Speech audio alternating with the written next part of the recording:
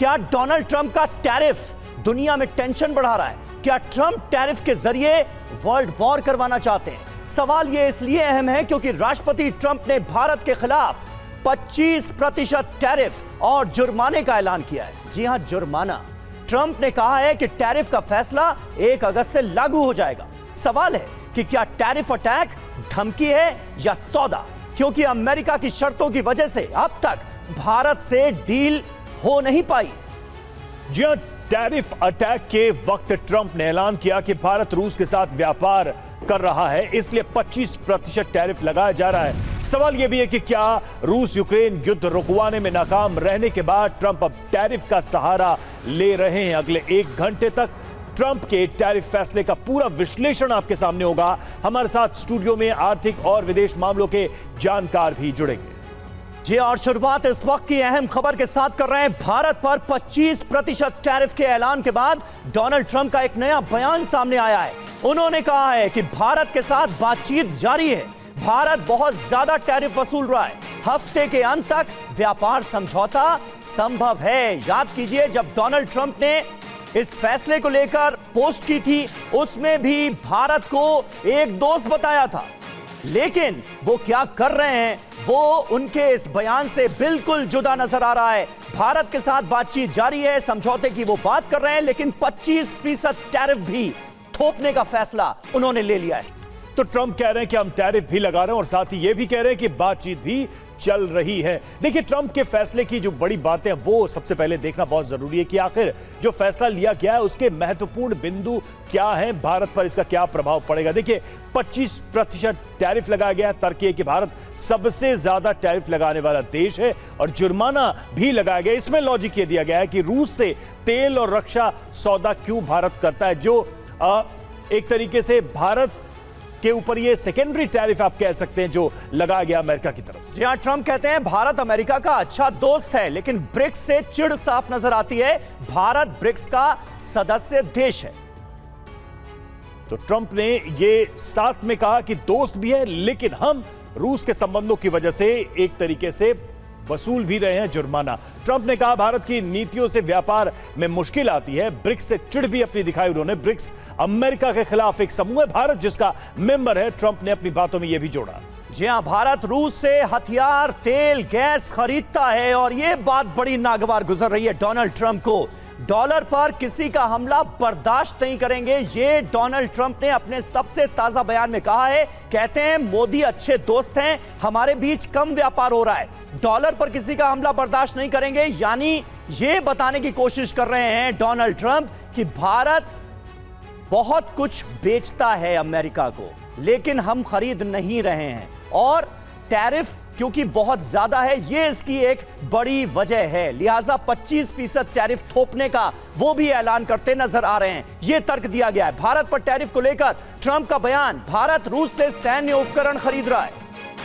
भारत रूस का बड़ा ऊर्जा खरीदार है, ये जिक्र किया है डोनाल्ड ट्रंप ने अपने पहले स्टेटमेंट में। यानी आज की तारीख में भारत और रूस के बीच जो ट्रेड डील्स हुई हैं, जो समझौते हुए हैं, वो बड़े नागवार गुजर रहे हैं आज की तारीख में अमेरिका को। और इसीलिए इस पूरे स्टेटमेंट में, इस पूरी पोस्ट में जुर्माने का भी डोनाल्ड ट्रंप की तरफ से जिक्र किया गया है।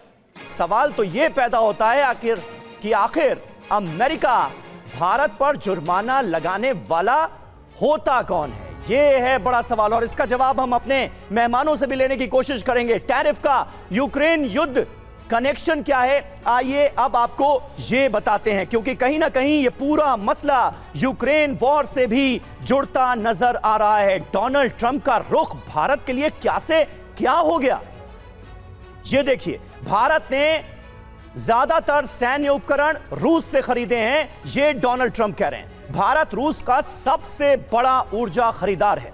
दुनिया चाहती है कि रूस यूक्रेन में हथियार रोके। सब कुछ ठीक नहीं है, इसलिए भारत को 1 अगस्त से 25% टैरिफ और जुर्माना देना होगा, पेनल्टी देनी होगी। सवाल है कि क्या रूस से तेल, हथियार खरीदना टैरिफ की असली वजह है?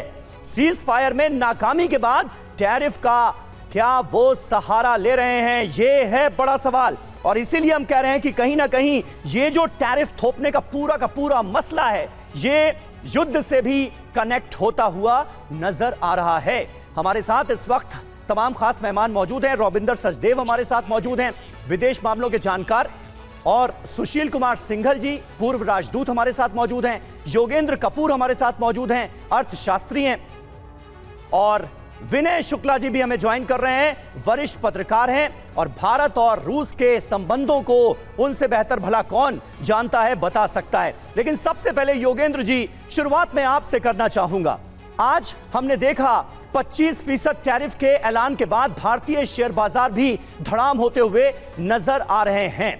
डोनाल्ड ट्रंप जो कह रहे हैं उसके पीछे जो दलील दे रहे हैं कि भाई भारत सबसे ज्यादा टैरिफ लगाता है, इसलिए अब डॉलर के साथ कोई समझौता हम बर्दाश्त नहीं करेंगे, 25% टैरिफ लगाने की वो बात करें, उनकी इस बात में कितना दम है? और जिस दोस्ती की वो मिसाल दे रहे हैं, क्या वो उस दोस्ती को आगे बढ़ाने की मंशा भी रखते हैं?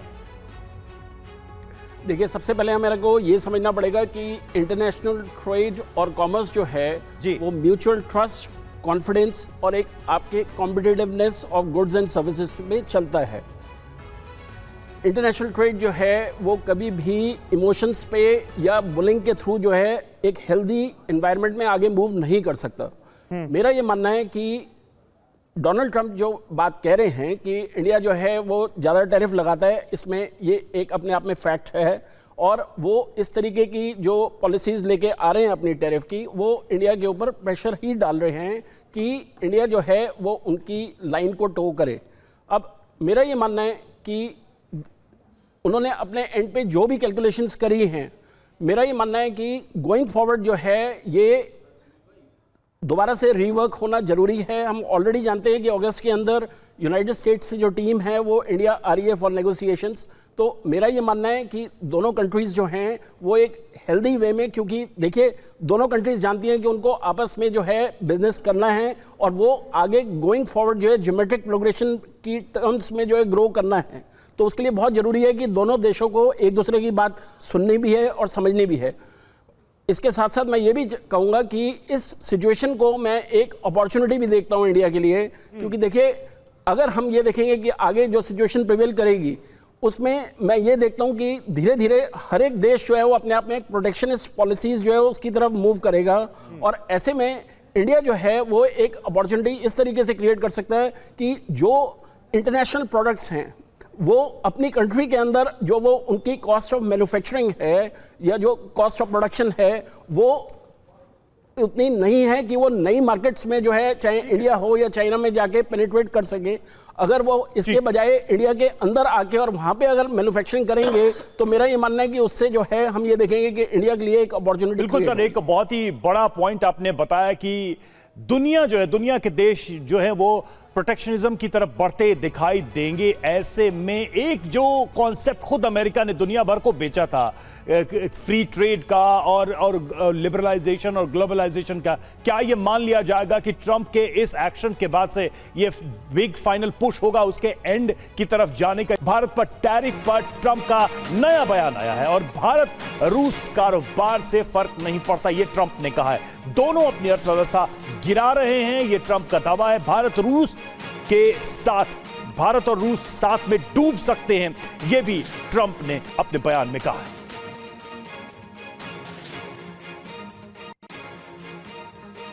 तो भारत और रूस के प्रगाढ़ संबंधों से एक तरह की चिढ़ नजर आ रही है डोनाल्ड ट्रंप के बयानों में। अमेरिका के 25% टैरिफ पर पी चिदम्बरम का एक्स पर पोस्ट। 25% टैरिफ अमेरिका के साथ भारत के व्यापार को बड़ा झटका है, ये कहा है पी चिदम्बरम ने। अमेरिकी टैरिफ WTO के नियमों का उल्लंघन है, कूटनीति और बातचीत का विकल्प नहीं है दोस्ती, ये कह रहे हैं चिदम्बरम।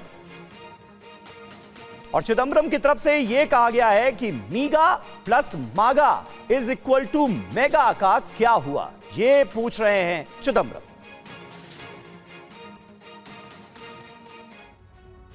और चलिए अब आगे आपको हम बताएंगे कि भारत अमेरिका से क्या क्या खरीदता है और ये जो ट्रेड है दोनों देशों का, उनमें किन किन वस्तुओं का एक तरीके से मेजर पोर्शन है और किस पर ज्यादा असर पड़ सकता है, इसको भी समझना बेहद जरूरी है, क्योंकि ट्रंप का तो यही दावा है कि हम बहुत ज्यादा नहीं खरीदते हैं भारत से। तो एक नजर इन तथ्यों पर भी डालते हैं, कौन कौन से प्रोडक्ट्स हैं और किस किस पर इंपोर्ट वैल्यू कितनी है, क्या उस पर प्रभाव पड़ेगा। तो प्रोडक्ट्स की बात करें, देखिए कच्चा तेल, उसमें हम अगर देखें इंपोर्ट वैल्यू तो 9.51, 9 रुपए 51 पैसे। टैरिफ पर देखिए 7.5 से 8% का। गोल्ड की बात करें तो उसमें इंपोर्ट वैल्यू 4.22 और टैरिफ 20%। वहीं पेट्रोलियम उत्पाद की बात करें तो उसकी इंपोर्ट वैल्यू है 2.79 और टैरिफ की बात करें तो 7.5%। इलेक्ट्रॉनिक कंपोनेंट्स की बात करें 2.33 इंपोर्ट वैल्यू और टैरिफ है 2.5। कोयला 2.10 और इसमें टैरिफ है 5%। ये आंकड़े उन प्रोडक्ट्स की जिसका एक तरीके से दोनों देशों के बीच व्यापार है और इस पर सीधा सीधा असर भी अब देखेगा।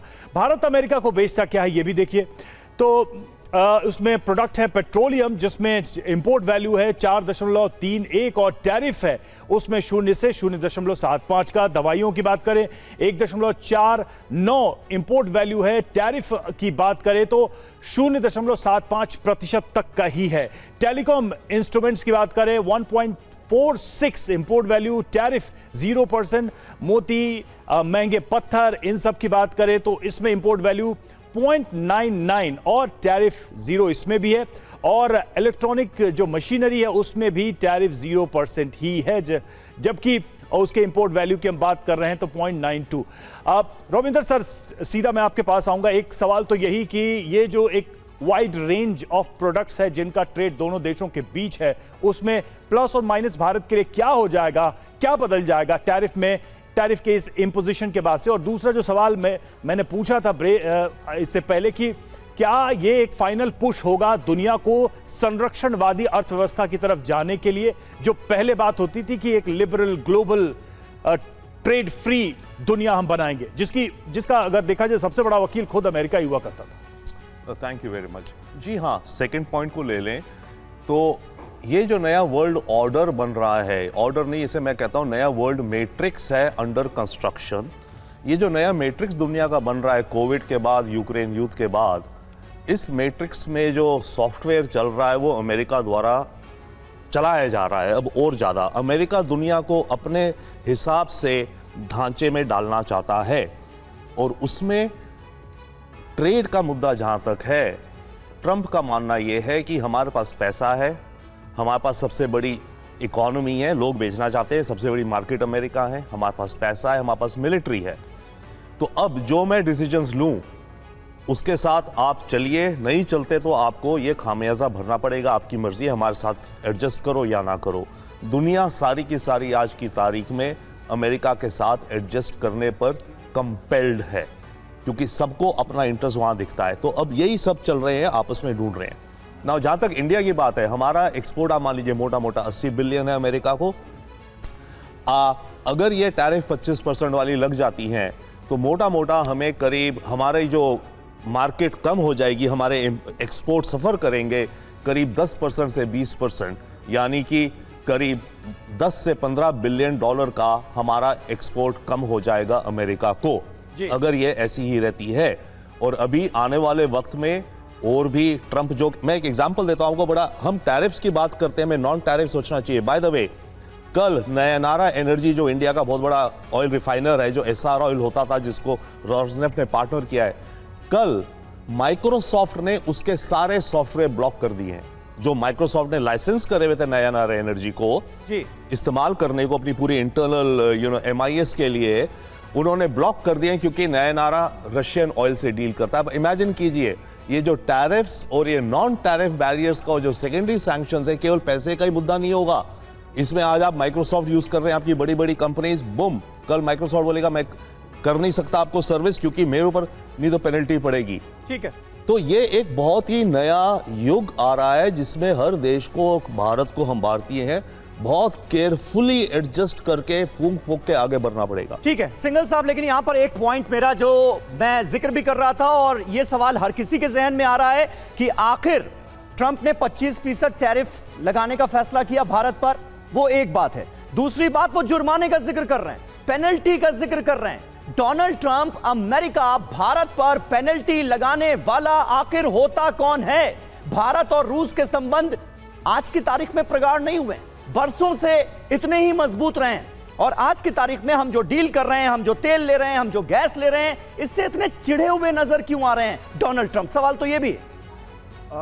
देखिए, डोनाल्ड ट्रंप का जो तरीका है काम करने का, एक यूनिक तरीका उन्होंने अपनाया है कि वो खुद डिसाइड करते हैं कि दूसरे देश के किस तरह से बिहेव करना है, क्यों करना है, और उसको फिर वो क्या करते हैं कि वो अपनी मैक्सिमलिस्ट पोजीशन पे आ जाते हैं और उसके बाद में वो पीछे हटते हैं। तो ये जो भी जो 25% और ये पेनल्टी की बात है, तो उसमें भी खुद कह रहे हैं कि अभी डिस्कशन चल रहा है हमारा, और मुझे उम्मीद है कि ये कुछ ना कुछ हो जाएगा, क्योंकि उनकी ट्रेड नेगोशिएशन जो है ये टाइम लगता है और इसमें काफ़ी समय से चल रहा है, तेज़ी से बातचीत चल रही है। और जहाँ तक ये पेनल्टी वाली बात है, ये इन्होंने शुरू किया जब ये खुद फेल हो गए रशिया यूक्रेन वार को रोकने में। तो उसके बाद में जो उन रशिया के साथ में जो बिजनेस करते हैं देश, इंडिया हो चाइना हो, उनको उन्होंने टारगेट बनाना शुरू किया कि उनका उद्देश्य क्या है कि वो प्रेशराइज करें रशिया को नेगोशिएशन टेबल पे आने के लिए। और जो उन्होंने स्ट्रिंजेंट कंडीशन लगा रखी है रशियन है कि जो उनका है कि नाटो में ना आए और उसमें जो जोन की बात हो रही है वो ना हो, तो उस पर वो चाहते हैं कि उनको नेगोशिएशन टेबल पे रशिया को प्रेशराइज करा जाए आने के लिए। उसके उद्देश्य से उन्होंने ये सब ये जो पेनल्टी के बारे में बात कर रहे हैं। सवाल तो यही है कि क्या रूस किसी दबाव में आएगा, क्या भारत किसी दबाव में आएगा, क्या चीन अब किसी दबाव में आएगा कि वो अपने इन लॉन्ग टर्म रिलेशंस को सिर्फ इसलिए रिव्यू करे क्योंकि ट्रंप को ये पसंद नहीं है। और देखिए, ईरान से व्यापार करने पर ट्रंप का एक्शन, दुनिया की 24 कंपनियों पर अमेरिका ने बैन लगा दिया। यूएस का भारत की 6 कंपनियों पर भी बैन का ऐलान। तो देखिए, ईरान को लेकर भी किस तरीके से एक्शन लिया जा रहा है ट्रंप की तरफ से। ईरान से जो देश व्यापार करते हैं, ऐसे देशों की 24 कंपनियों पर अमेरिका ने बैन लगाया है, और यूएस ने जो बैन लगाया है 24 कंपनियों पर, उसमें 6 भारत की भी कंपनियां हैं जिन पर बैन लगाया गया है। और ईरान के कारोबार जो है, ईरान से कारोबार ट्रंप को पसंद नहीं है। जो भी देश या जो भी कंपनियां ईरान के साथ इस वक्त ट्रेड में है, खबर क्या है? सबसे पहले ये देखिए, 24 कंपनियां हैं जिन पर अमेरिका ने बैन लगाया है। पेट्रोकेमिकल खरीदने वाली कंपनियों पर बैन लगाया गया है।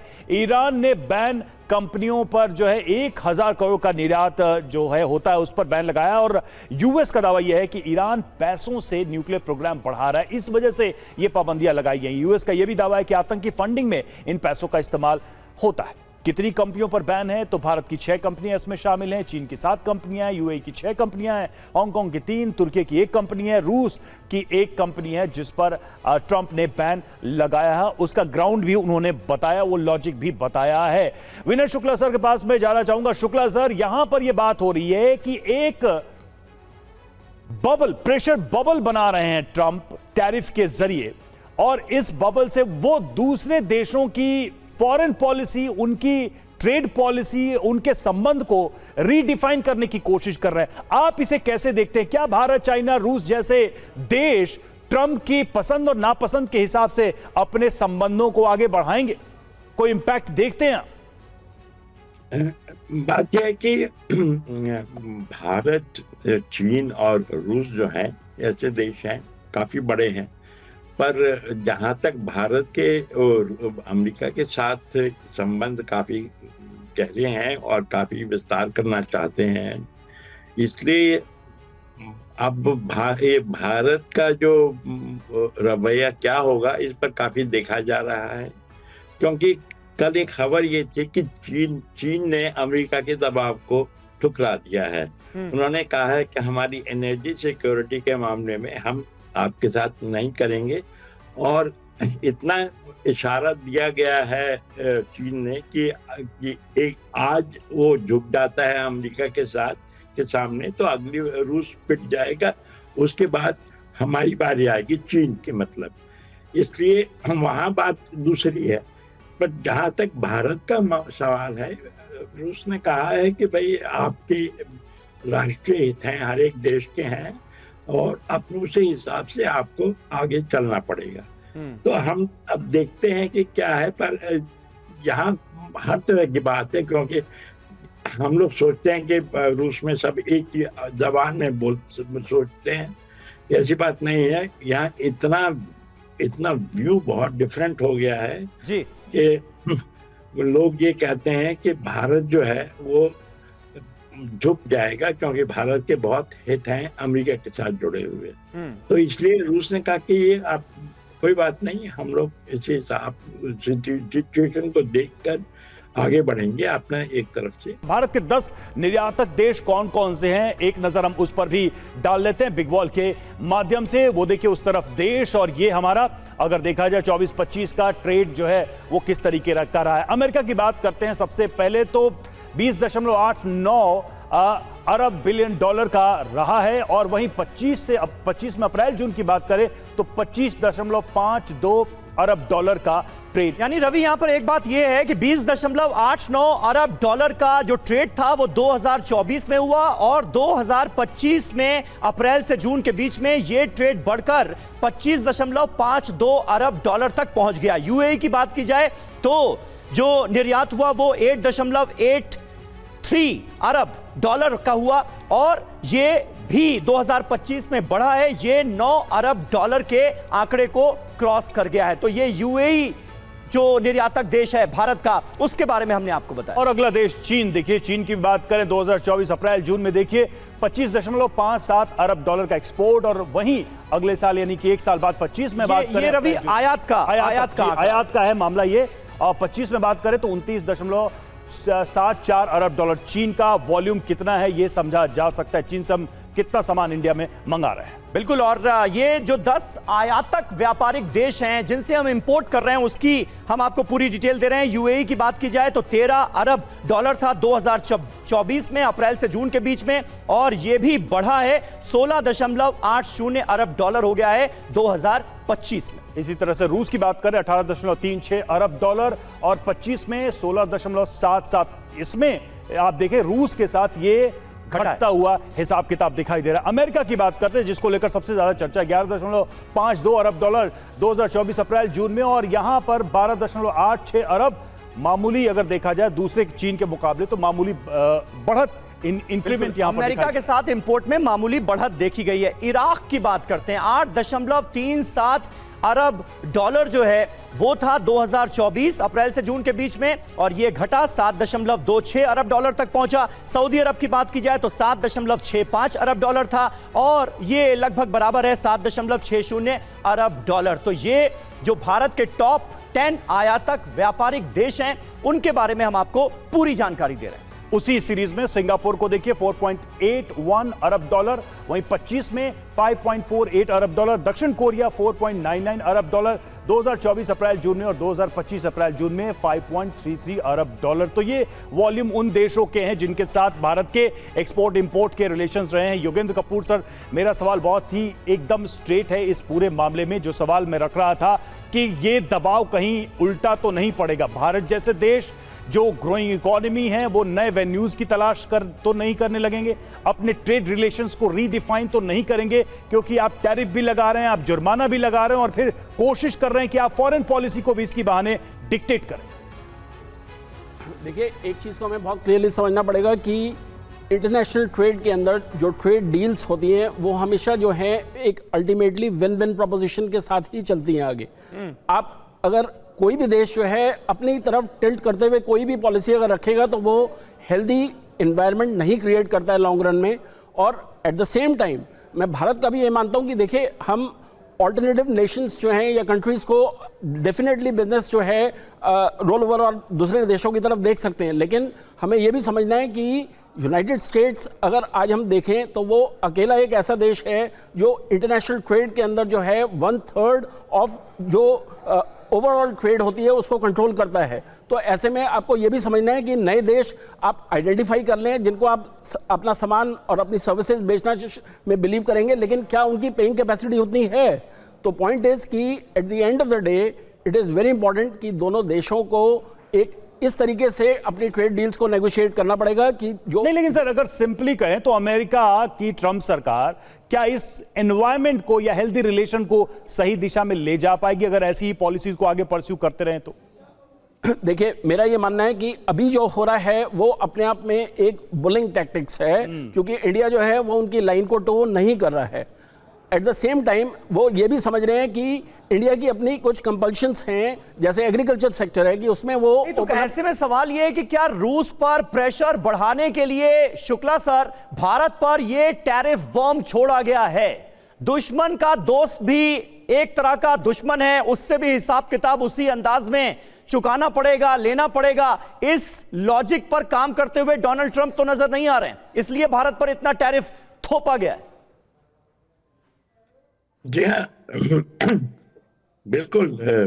ये तो भारत को तो इसलिए किया गया है क्योंकि वो उसके रूस पर दबाव डाले, या दबाव तो भारत नहीं डाल सकता, क्योंकि सवाल ये है कि रूस किसी के दबाव में आने वाला कोई कंट्री नहीं है, क्योंकि अगर ऐसा होता तो कब की लड़ाई खत्म हो गई होती। सवाल दूसरा है, क्योंकि इस टाइम आप देखिए यूरोप के सारे देश और अमेरिका वो रूस के खिलाफ हैं, और ऐसे में रूस का पीछे हटना ये बिल्कुल नहीं लगता है कि संभव, और इतिहास गवाह है कि रूस ऐसे मौकों पर देख सकता है। भारत के लिए बड़ी वो अग्नि परीक्षा का सवाल है, क्योंकि एक हमारे बीच जो स्ट्रेटेजिक ट्रीटी है वो 20 साल हो जाएंगे अक्टूबर में उसको, और वो अगर उसमें एक चीज है कि हम एक दूसरे के मदद युद्ध में ना करें, पर ये सवाल है कि हम एक दूसरे के खिलाफ जो अलायंसेस बनते हैं उसमें भी भाग नहीं लें। तो आप देखते हैं कि किस तरह भारत को इस टाइम रूस पर इतना नहीं वो निर्भर करता, भारत पर बहुत कुछ। बिल्कुल, लेकिन सर लेकिन जो जुर्माने वाली वो बात बार कह रहे हैं उसमें हवाला वो रूस के साथ भारत के अच्छे संबंधों का ही दे रहे हैं, तो कहीं ना कहीं वो कोशिश कर रहे हैं उस चीज को इस पूरे प्रोसेस में रिफ्लेक्ट करने की, भारत दूरी बनाए रूस के साथ, हम ऐसा चाहते हैं। मतलब वो इनडायरेक्टली अपने इस हथियार या ताकत के बल पर हमारी फॉरेन पॉलिसी को भी डिक्टेट करने की कोशिश कर रहे हैं। सवाल है कि इतिहास में क्या ऐसा हो पाया है? कई बार अमेरिका ने भारत पर बैन लगाए हैं, इस तरह के प्रतिबंध लगाए हैं। ट्रंप टैरिफ को लेकर प्रियंका गांधी ने कहा है कि ट्रंप के टैरिफ पर भारत सरकार को जवाब देना चाहिए। पीएम हर जगह जाते हैं, दोस्ती करते हैं, पीएम दोस्ती करते हैं और हमें यह सब मिलता है। प्रियंका गांधी ने इस पर सवाल उठाए। वेल, एवरीबडी हैज सीन कि अमेरिका के राष्ट्रपति जी ने क्या कहा है, टैरिफ के बारे में बोला है और जंग के बारे में फिर से बोला है कि मेरे कहने से भारत और पाकिस्तान दोनों ने जंग रोकी। तो दोनों चीजों का जवाब सरकार को देना पड़ेगा। मोदी जी हर जगह जाते हैं, पूरी दुनिया में घूमते हैं, दोस्ती करते हैं लोगों के साथ और फिर हमें ये मिलता है। ट्रंप टैरिफ पर सरकार की बड़ी बैठक, रक्षा मंत्री राजनाथ सिंह की अगुवाई में बैठक में अमित शाह, पीयूष गोयल भी मौजूद, बैठक में जेपी नड्डा, किरण रिजिजू भी मौजूद। संसद में पीयूष गोयल बयान दे सकते हैं। तो संसद के अंदर बयान देने से पहले ये अहम बैठक हो रही है जो जानकारी सामने आ रही है, और इस बैठक में राजनाथ सिंह मौजूद हैं। राजनाथ सिंह की अगुवाई में बैठक चल रही है। अमित शाह भी मौजूद हैं, पीयूष गोयल मौजूद हैं। बैठक से ठीक पहले सदन के अंदर इस पर क्या कहा जाएगा, इसको लेकर यहां रणनीति बन रही है। आनंद प्रकाश पांडे हमारे साथ इस वक्त हमारे संवाददाता जुड़े हुए हैं। आनंद, सरकार के सामने अब ये एक चैलेंज है कि सदन में अगर विपक्ष सवाल उठाएगा, जो कि उठा भी रहा है, तो उसका क्या जवाब दिया जा सकता है 25% ट्रंप के इस टैरिफ को लेकर? जी बिल्कुल, जो टैरिफ लगाया और साथ ही साथ जो जुर्माने की बात कही है उसको लेकर कल सरकार की तरफ से एक स्टेटमेंट आया था। उसमें कहा गया था कि सरकार देश हित के साथ कोई समझौता नहीं करेगी और देश के जो हित है और जो यहाँ के व्यापारियों का हित है उनको ध्यान में रखा जाएगा। लेकिन विपक्ष लगातार कल से ये मांग कर रहा है कि सदन के अंदर सरकार को जवाब देना चाहिए और जाहिर तौर पर अगर संसद का सत्र चल रहा होता तो सरकार की जवाबदेही होती है कि उस किसी बात को पहले संसद को जानकारी दे, कोई भी बयान हो तो संसद को दे। और विपक्ष का रुख फिलहाल ये है कि वो चाहती है कि प्रधानमंत्री नरेंद्र मोदी इस टैरिफ वाले मामले पर संसद में बयान दे, क्योंकि बार बार विपक्ष का ये कहना है कि प्रधानमंत्री बार बार ये कहते रहे हैं कि यूएस के प्रेसिडेंट जो है डोनाल्ड ट्रंप वो उनके दोस्त है और ऐसे में अगर दोस्त होकर वो इतना 25% टैरिफ लगाते हैं और साथ ही साथ जुर्माने की बात करते हैं तो जाहिर तौर पर ये कैसी दोस्ती है भारत और अमेरिका की और ट्रंप और प्रधानमंत्री नरेंद्र मोदी की। इन तमाम सवालों को लेकर विपक्ष आज दोनों सदनों में जैसे सदन शुरू होगा उसमें मामला उठाएगा और इसी को देखते हुए अभी राजनाथ सिंह के कमरे में संसद भवन में एक बैठक चली है जिसमें सभी वरिष्ठ मंत्री मौजूद है, अमित शाह मौजूद है, निर्मला सीतारमण मौजूद है, इसके साथ संसदीय कार्य मंत्री मौजूद है, पीयूष गोयल वाणिज्य मंत्री मौजूद है जिनका कि ये महकमा है। तो जाहिर तौर पे पीयूष गोयल की तरफ से दोनों सदनों में इस मामले में आज बयान दिया जाएगा। सदन में जब पक्ष रखा जाएगा सरकार की तरफ से तो स्पष्ट होगा कि इस बैठक में क्या निर्णय लिया गया। आप नजर बनाए रखें। बहुत बहुत शुक्रिया आनंद आपका।